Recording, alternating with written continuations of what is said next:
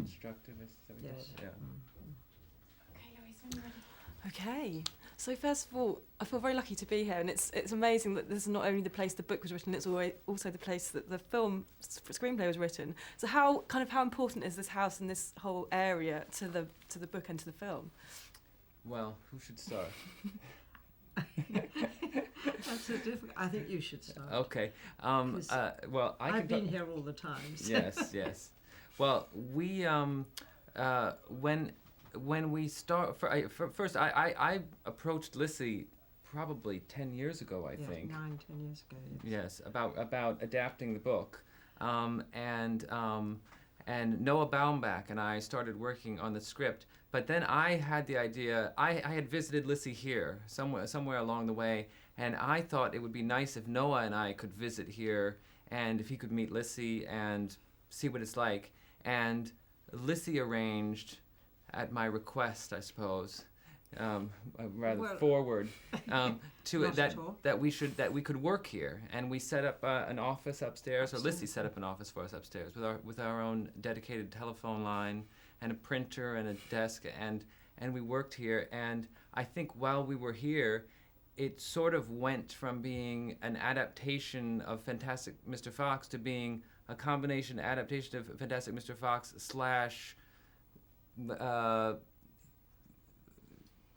so I mean, it became about Dahl. The character became about Dahl, and the more time we spent here, the more ideas from Gypsy House found their way into the story. Yes, I think that's true. But I remember the first time you came, you were on your own, and it was the most horrible wet day. And in the pouring rain, we climbed up all the hills and into the forests and looked round and looked at things. And I remember saying to you, there's one building over there. If I was a multi-millionaire, I'd blow it up. And I remember you turning to me and saying, we'll put that in the film. And you haven't. No, we didn't, but we almost did. Almost yes, did. That was the beginning of that was the beginning of the sort of, the whole of Gypsy House and Roald's works seeping into your mind. Yes, and you know what else happened? Well, the first time we walked through the woods together, and you showed me the flint mine and the whole area, and right. That was, and you showed me what then stood the tree that in Mr. Fox is set around. That's so sad, isn't it? That's gone. It fell. The witch's tree, which is halfway up the lane, was where Roald based Fantastic Mr. Fox's first home. And that was I remember you saying the Donald Chaffin illustrations of Mr. Fox standing under the tree was really meant a lot to you. It meant a lot to me when I was a child. And yes, and then the most awful thing happened about 3 years later. There was an explosion, and the witch's tree, which is a beech tree of about 150 years old, crashed onto the ground and met its maker. And it's still there, but I don't know if you would immediately recognize it as a tree. Yeah. Lissy, it must be lovely for you, or is it lovely for you to sort of see the creativity of these books kind of continuing, and even more, new creativity happening and living on? Is that kind of quite a comforting thing for you? Sorry, can you say sort of the way that the creativity that was so important to Dahl and in his books is now, there's a new creativity going on, and it's still very much alive. Is that sort of a nice, comforting thought for you? Yeah, yes. I mean, it isn't always a comforting thought because it can go wrong. But I think I really do think Fantastic Mr. Fox is a sort of jewel in the crown of the films that have been made from Roald's books. And I can't state more strongly how this house, Roald's writing hut, influenced Wes, and I think it did, didn't it? I mean, it influences nearly all the screenplay writers and directors and things, but more than anything, this one. Yes.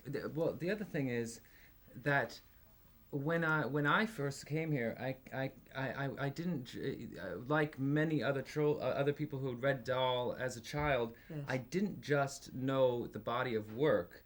I also knew these two books about him. It's a very odd thing for someone to have written about themselves, have written sort of autobiography, or anyway these 2 volumes of autobiography that are where they're intended for children. Yes. So children who love his works also know him, and his life is spectacularly interesting.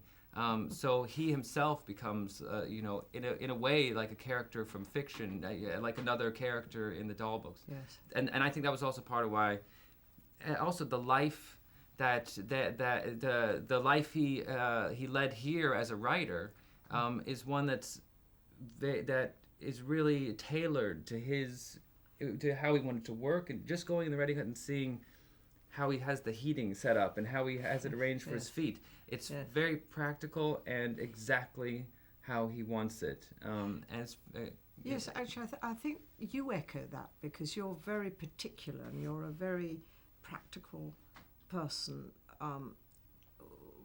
in creating things. And you're right, I hadn't thought of that. His writing hut, if something broke, like the handle of his filing cabinet, he wouldn't ask for somebody to come put a new handle in. He got a bit of old wire, tied it up, and stuck a prosthesis, which is his hip, that didn't work, and they had to, because he kept jumping around and wanting a cigarette after he was operated on, and so they had to take that out, put another one. So he used that as the handle on his filing cabinet. Always inventing, or there's always a solution to something. And I think that was part of his imagination, and he just was an incredible man. Yes, because for someone who, he doesn't have a boss, the work has to just come from him, so he has to make his own sort of systems for how he's going to get his work done. And I that's something I really appreciate, when you see someone who takes steps to get things how they need to be, so they can do their best work. Or so, Or also, for instance, I like the way there are many things I've imitated, and not just in the film but in my own life. For instance, the way the dining table is set up. The dining table is set up with an armchair at the end of the table, with a small table, with a telephone, something to write on, a pencil. Everything is there, so it's not just for eating. It's also, you can do whatever you need to do, and it's set up perfectly. In New York, I have that exact setup. I installed the thing on the floor so I could put a phone next to my place at the table. And the most important thing, the penknife, which because at the end of every meal there was always chocolates, and if there was a box of chocolates, he would just cut it open just to make sure what was inside was what he wanted. And then he'd stick it together again and put it back in the box. So, things like that. I can see you doing that. Yes, I can see myself doing that too.